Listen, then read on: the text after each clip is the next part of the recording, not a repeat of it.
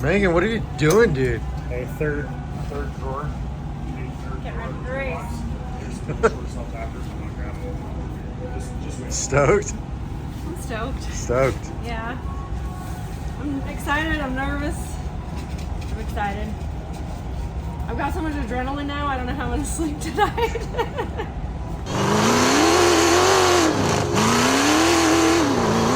My name is Megan Miller, and I race because I love it. Well, if you watch the live feed during qualifying, I'm simply Megan Miller's husband. I love the challenge. I love the thrill.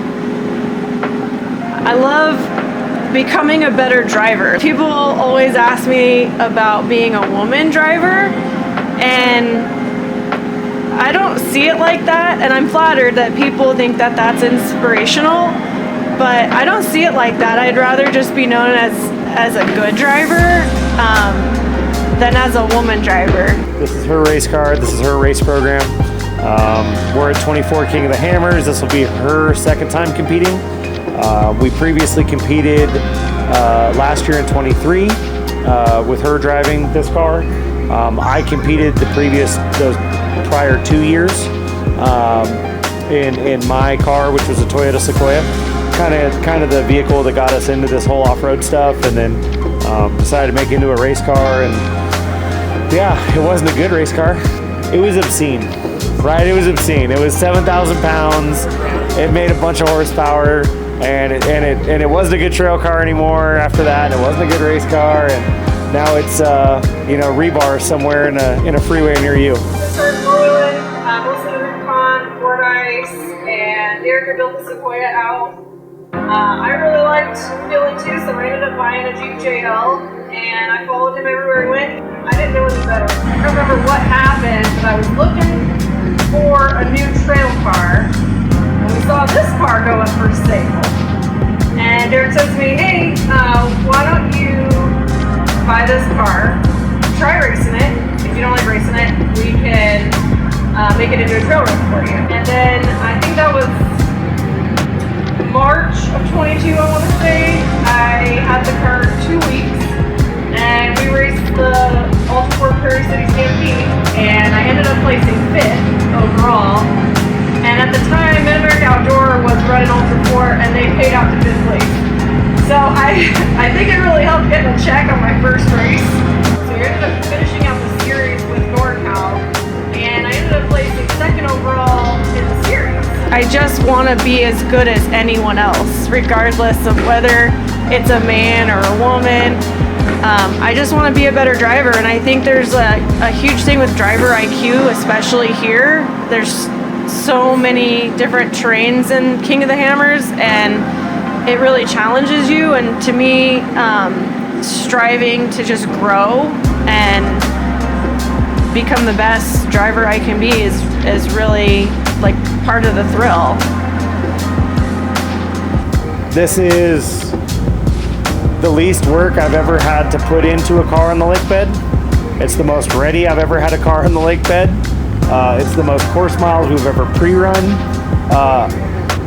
And like I said, until we get in the car and see that green flag and get out on course, I'm terrified I'm missing something. If I'm missing it, it's because you can't see it, right? It's because it's internal to something and it's just hasn't shown itself yet. So, and thank God, both of us are racers, because it's like every night at dinner, all we do is talk about King of the Hammers and what are we going to do differently? How are we going to strategize? What can we do to be better and to make this race happen this year? And so, every lesson we learned last year, we came in this year and, we tried to do better. We put in all the work this week, and we saw almost every single race mile. We've seen it together. Derrick's gonna co-drive for me this year. So it's so rad. We were, I was nervous at first because, we're married. So it's you don't take anything out on someone worse than the person you love. So Derrick and I got in the car together and we just started pre-running. And we pre-ran the whole desert on day 1, and then we did half a lap 2, and then we redid part of lap 2 and finished lap 2, and that was 3 or 4 days in, and we just you know, realized that both of us were able to turn it off, you know, the relationship off in the car. And be professional about it. And, you know, it's not about like, don't tell me what to do. It's I needed that from him, and he brought what I needed. And what I needed was someone to talk to me the whole time. I feel like the car is as ready as it's going to be. I feel like she's as ready as she's going to be. I feel like, you know, if we have a good day, we're going to make top contenders in our class. Also have to have a good day. You know, I think we're at a point where this car may not be the fastest car in the class, because we have some really like some bigger money teams that are in our class now. But I think given the opportunity of one of them having a misstep or a problem with their car, we can capitalize on it, and I think we can do very well.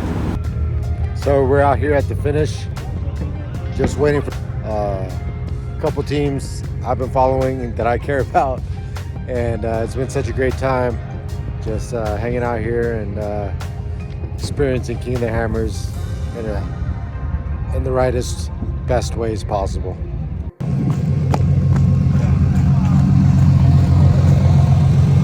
What's up, guys? Nice work! You! It's not. No, it's not.